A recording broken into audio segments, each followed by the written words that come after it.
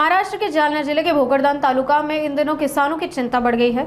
इलाके में लगातार हो रही मवेशियों की चोरी की घटनाओं ने गरीब किसानों की नींद उड़ा दी है। वर्धन और पालक पुलिस थाना क्षेत्र के गांवों में ये घटनाएं तेजी से बढ़ रही है, जिसके चलते पारद पुलिस थाने के सहायक पुलिस निरीक्षक संतोष माने ने किसानों के साथ विशेष बैठक का आयोजन किया है। इस बैठक में मवेशी चोरी से जुड़ी शिकायतें दर्ज की गई है और किसानों को सतर्क रहने की सलाह दी गई है।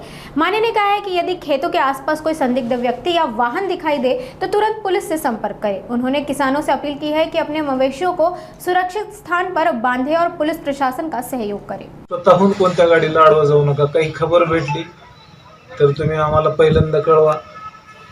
मी तुम्हाला माझ्या वरिष्ठांचे नंबर देतो। असं वाटलं की बाबा पोलीस काही टाळाटाळ करत आहे तर तुम्ही तात्काळ लगेच वरिष्ठांना फोन द्या। मला तुम्हाला जेमचा नंबर पाहिजे असतो, पण मी एवढी गॅरंटी देतो की तुम्हाला जर माहिती भेटली तर सर्वप्रथम मी तिथे येईल।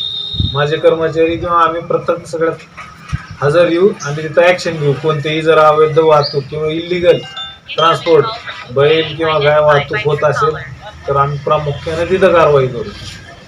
आतापर्यंत जेवढ्याने मला दिलेले प्रत्येक जागेत कारवाई झालेली आहे, टाळाटाळ होणार नाही।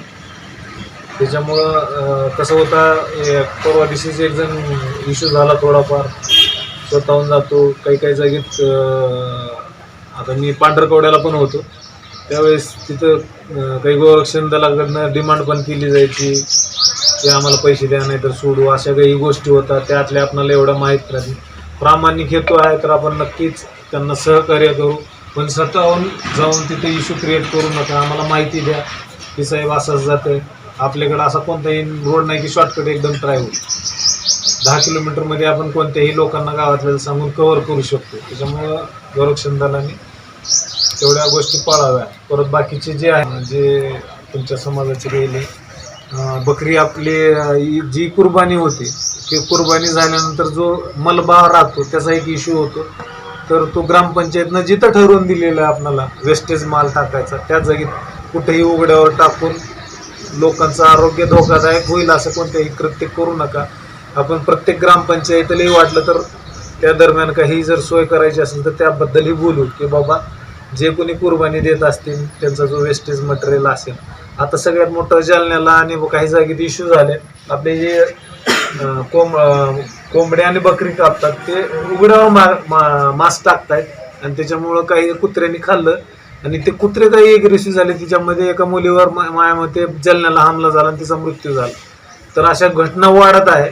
तरी प्रत्येक आता मी नोटीस पण दिलेले आहेत, जे मांस विक्री करते व तुम्ही असं उघड्यावर न टाकता ग्रामपंचायतीने जी जागा ठरवून दिलेली आहे त्या जागेतच तो मलबा टाकला पाहिजे आणि त्याच्यामुळं बाकी जी कुत्री आहेत ती ॲग्रेसिव्ह होत नाहीत आणि बाकी आपल्याला स्वास्थ्य पण लोकांचं चांगलं राहील, त्याबाबत आपल्याला हे करता येईल। बाकी ईदच्या संबंधाने कोणाला काही म्हणजे काही सांगायचं आहे का?